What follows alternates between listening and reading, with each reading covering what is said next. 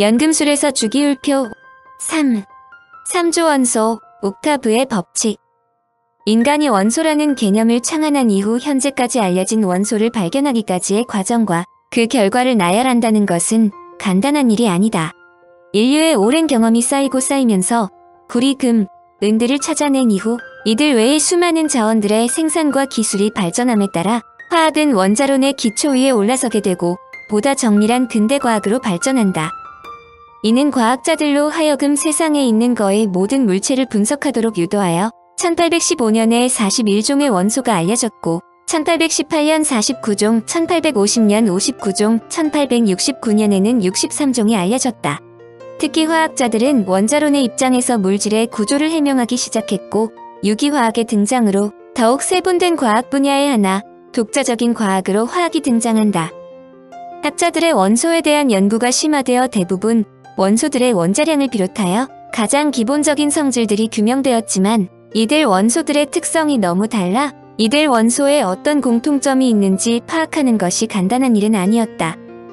산소, 수소, 염소, 질소와 같이 기체 상태로 존재하는 것도 있고 수은과 브롬 같은 원소들은 정상 조건에서는 액체 상태로 존재했으며 나머지 원소들은 고체 상태로 존재했다.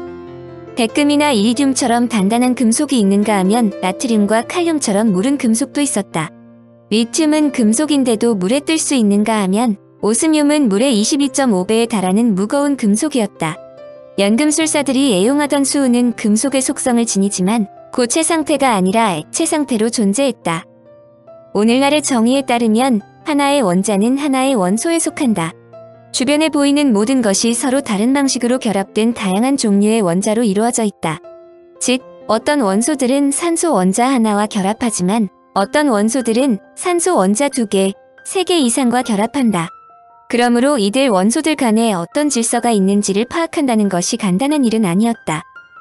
그러나 학자들은 지구상에서 발견되는 원소들 간에는 분명히 어떤 상관관계가 있다는 것을 의심하지 않았다. 원소를 체계적으로 분류하려는 시도는 영국의 화학자이자 물리학자로 잘 알려진 존 돌턴부터 시작된다. 그는 1803년에 물질은 무게가 서로 다른 원자들로 구성되어 있고 또 물질은 간단한 무게비로 결합된다고 주장했다. 그를 근대 자연과학의 선구자라고 평가하는 이유이다. 각 원소들의 원자량을 확인하는 방법론이 제시되자 화학자들은 원자량 간의 상관관계에 도전했다. 그것은 원소를 공유하는 물질 사이에 무슨 연관성이 있는지를 알아내는 것이고 다른 하나는 특성상의 유사성이 구조의 유사성까지 나타내고 있는지를 확인하는 것이다.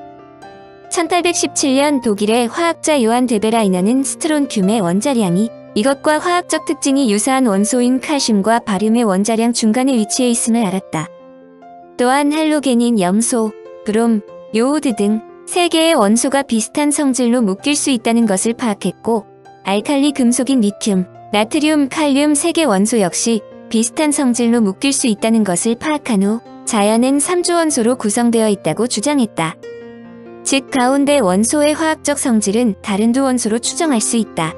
이를 보면 주기율표의 최후의 승자인 멘델레예프가 알려지지 않은 원소로 간극을 메울 수 있다고 생각한 사람이라고 인정받지만 데베라이너가 먼저 생각한 것은 사실이다. 여하튼 그의 주장은 당대에 크게 각광을 받지는 못했지만 학자들의 주목을 받았고 계속적인 연구에 의해 화학적 관계 유형이 세계에만 국한되지 않고 더 큰 그룹, 즉 족으로 확장될 수 있다는 것을 발견했다. 이제 학자들은 화학적으로나 물리적으로 유사한 특성을 나타내는 원소의 순서를 생각하기 시작했고 이것을 주기율표라고 부른다. 주기율표를 처음으로 제시한 사람은 프랑스의 지질학자 드 샹코르투아이다. 그는 1862년 원소의 특성은 원자 번호의 특성이라며 원자량 순으로 원소 목록을 원통에 그려 넣었다. 또한 그는 원소의 특성이 7번째 원소마다 반복된다는 것을 처음으로 발견했고 이들 반복은 주기성을 뜻한다. 드 샹코르투아의 주기율표는 이온과 화합물도 원소를 취급했다는 점에서 큰 결함이 있었는데 1865년 설탕 정제업자이자 아마투어 화학자인 유런즈가 간단한 물리적 특성을 기초로 56개의 원소들을 11개의 족으로 분류했는데 이를 옥타브의 법칙이라고 한다. 그의 주장은 원소들의 원자량을 8단위로 끊어 원소들을 유사한 쌍으로 묶을 수 있다는 것이다. 그는 옥타브의 법칙을 같은 족에 속해 있는 원소들은 옥타브가 같은 음들처럼 유사한 관계를 갖고 있다고 설명했다. 그의 서투른 발표 방법과 아마추어라는 사실 때문인지 뉴런즈는 학계로부터 비웃음과 놀림거리였다. 어떤 화학자는 그에게 원소들로 한 곡조를 연주해 줄 수 있느냐고 묻기도 했다. 또 다른 학자는 그의 체계가 우연을 기초했음이 분명하다며 원소들을 알파벳 순서로 손쉽게 배열하는 것이 어떠냐고 냉소적으로 말했다. 그러나 이들은 누구도 뉴런즈가 원소를 배열하는 유용한 표의 발전에 근접했다는 사실을 깨닫지 못했다. 엄밀하게 말해 그의 체계는 다소 오류가 있지만 시간과 격려만 있었더라면 뉴런즈는 주기율표에 관한 제반 문제점들을 해결했을 것이다. 그러나 그는 당대 학자들의 냉소적인 반응에 크게 낙담하여 화학에서 영원히 손을 뗐다. 세계에서 가장 저명한 인사가 될 수 있는 기회를 스스로 박탈한 것이다. 러시아 황제를 위한 과학. 지구상에 있는 원소들을 간단 명료한 주기율표 속에 넣는다는 것이 간단한 일이 아님을 이해할 것이다. 인류사를 보면 어려운 일이 있으면 꼭 그 문제를 해결하는 것이 자신의 임무라고 느끼는 사람이 태어난다는 것을 알 수 있다. 그런데 주기율표에 관한 그 어려운 작업을 한 사람은 외견상 일반인들이 생각하는 학자상과는 거리가 먼 사람이었다. 그는 나이가 들수록 외모에 신경 쓰지 않아 머리카락이 모두 제각각으로 뻗어 있었다고 알려졌고 1년에 한 번 정도 머리를 깎고 수염을 손질할 정도였다. 그의 이름은 러시아의 멘델리예프이다. 190cm나 되는 거구인데다 그의 외모는 결코 사람들로부터 호감을 받지는 못했지만 그는 탁월한 과학자이자 철학자였고 이상주의를 신봉하는 정치운동가였다. 그러면서도 자신의 학문은 러시아 황제를 위한 것이라고 표현하는데 주저하지 않았다. 멘델리예프는 영웅적인 개척자 집안 출신이었다.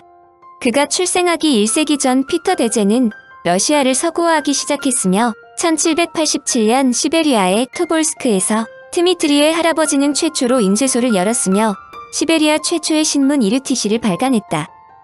1834년 2월 7일 멘델리예프는 토볼스크에서 부유한 유리공장 주인의 딸인 마리아 드미트리예브나 코밀리예프와 덕망 있는 교장 선생인 이반 파블로비치 멘델리예프의 17명 중 막내로 태어났다. 그가 태어난 러시아의 토볼스크는 익명 높은 시베리아 유형지의 중심지였다. 유형이라 해도 간단한 감시만 있을 뿐 시내를 왕복하는 것도 자유였다. 유형자들은 거의 모두 로마노프 체제에 반대하여 체포된 인텔리 계층으로 멘델리예프의 부모는 정치범들을 가정교사로 초빙하여 학교 수업 이외에 영재교육을 시켰다. 당대 육체만을 위해 사는 것은 무의미하다라고 가르쳤던 어머니는 교육열이 높은 신세대 여성이었다. 그러나 토볼스크에서 멘델리예프의 가족이 비교적 상류층이라 해도 매우 가난하여 멘델리예프의 형제자매 중에서 공부할 여유가 있던 것은 막내인 멘델리예프 정도였다. 그런데 아버지가 두 눈을 실명하고 교직에서 물러나자 어머니가 친정에서 물려받은 유리공장을 물려받아 가사를 이끌어 나가면서 아이들의 교육을 책임졌다. 그러나 오랫동안 투병 생활을 하던 아버지가 사망하고 유리공장마저 원인 모를 화재로 타버리자 가세는 급격히 기울었다. 그럼에도 불구하고 어머니는 독립한 다른 아이들은 놔두고 막내 아들 드미트리가 러시아 최고의 교육을 받을 자격이 있다고 믿었다. 그러므로 그녀는 이미 57세임에도 가산을 정리하여 멘델리예프와 그의 누나 엘리자베스와 함께 장장 6,000km의 장거리 여행을 시도하여 모스크바 대학에 입학 허가를 신청했다. 그런데 대학에서는 멘델리예프가 시베리아 출신이므로 허가하지 않았다. 모자는 이에 굴하지 않고 상트페테르부르크로 가서 김나지움에 입학하여 상트페테르부르크 대학에 입학 준비를 했고 결국 입학에 성공했다. 그의 어머니는 멘델리예프의 학업 뒷바라지에 전력을 다한 후 그가 입학에 성공하자 10주 뒤 세상을 떠났다. 얼마 뒤 멘델리예프의 누나도 폐결핵으로 숨을 거뒀다. 한마디로 멘델리예프는 그 자신이 부모님의 유물이었다. 그는 대학 3년의 결핵에 걸렸는데 의사는 그가 2년밖에 살 수 없다고 말했다. 그러나 멘델리예프는 자신의 야망을 이룰 때까지 죽을 생각이 전혀 없었다.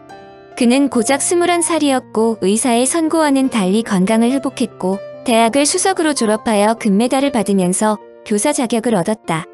그가 줄곧 결핵에 시달렸다는 것을 감안하면 이런 성취는 정말 놀라운 것이었다. 대학을 졸업한 후 멘델리예프는 시골인 크리미아로 내려가 중학교 교사로 2년을 지냈는데 이때 건강을 회복했고 국비 유학생 시험에 합격했다. 그는 1857년에 프랑스로 건너가 르뉴 교수로부터 화학을 공부하였고 이어서 독일의 하이델베르크 대학에서 연구를 계속하여 그곳에서 유명한 과학자인 로베르트 분젠, 스타니슬라우 카니차로, 구스타프 키르히오프 등의 지도를 받았다. 특히 하이델베르크에서 화합물의 성분 분석에 많이 사용하는 분광기의 사용법을 배울 수 있었다는 것은 그에게 큰 도움이 되었다. 그는 분광기를 활용하여 모든 원소들을 색으로 검출하는 실험을 수행했다. 또한 그들로부터 그는 주기율표가 화학계가 가장 필요하다는 것을 듣고 자신의 첫 번째 일이 주기율표 작성이라고 목표를 정했다. 1866년에 러시아로 돌아온 멘델레예프는 알코올과 물의 연관성에 대한 연구로 박사학위를 받았으며 페테르부르크 대학의 교수로 임명되었다. 대학교에서 무기화학 분야의 강의를 맡게 되자 자신의 강의에 사용할 적당한 교재를 찾을 수 없자 자신이 직접 교재를 집필했다. 그것이 1868년에 발간된 500여 페이지의 유명한 화학원론인데 그는 단 2달 만에 완성했다고 한다. 그는 이 책으로 도미도프상을 수상했고 생전에 8편이나 찍었다.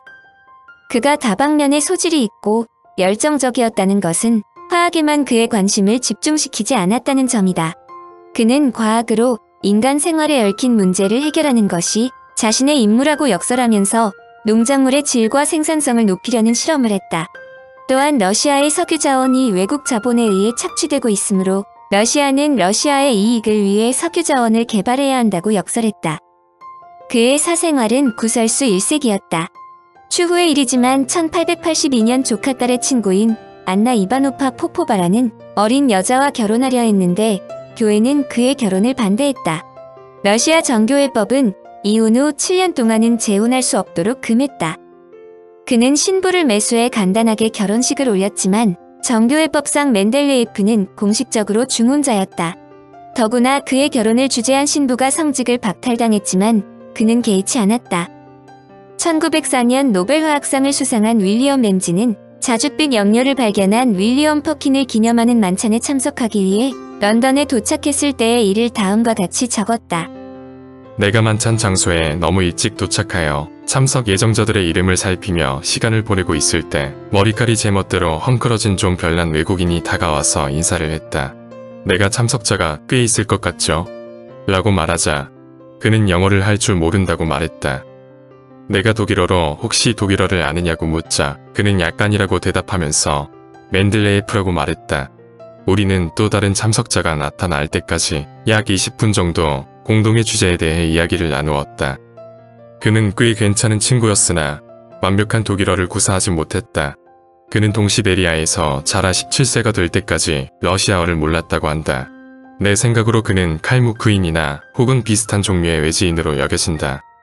이 외지인이 바로 세상의 주목을 받던 러시아의 예언자 멘델레예프였다.